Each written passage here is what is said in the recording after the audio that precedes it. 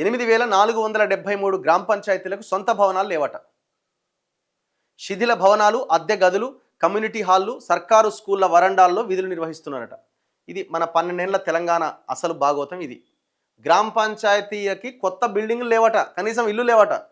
కొన్ని జీపీల్లో చెట్లు, water tank కింద నిర్వహిస్తున్నారట. 7287 పంచాయతీలకే శాశ్వత భవనాలు ఉన్నాయి.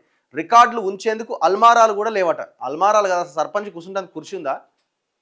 అసలు ఈ ఉన్న శాశ్వత భవనాల్లో కూడా ఎప్పుడో 30, 40, 50 ఏళ్ళ కింద కట్టిన బిల్డింగుల్లోనే ఇంకా ఉన్నారు. ఇంకా ఈ 7000ది ఇదంతా కరెక్ట్గా లెక్క తీస్తే 2000కు 3000కు ఉంటుంది. కొత్త భవనాలన్నీ చాలా తక్కువ ఉన్నాయి. ఈడ చూడు ఇక రేకుల డబ్బాలో జీపీ ఆఫీస్ అడిగి పరిస్థితి. రేకుల డబ్బా. ఇది సూర్యాపేట జిల్లా చింతలపాలెం మండలంలోని పులిచింతల ప్రాజెక్టు కాలనీ గ్రామ పంచాయతీ ఆఫీస్ అట. ఈ పంచాయతీ ఏర్పడి 7 ఏళ్ళు అవుతుందట. పక్కా భవనం లేదు. రేకుల డబ్బాలోనే పాలన సాగుతున్నాయి. ఇదే జిల్లాలోని మునగాల మండలం, సీతానగరం, ఈదులవాగు తాండాల్లో కూడా సొంత భవనాలు లేవు.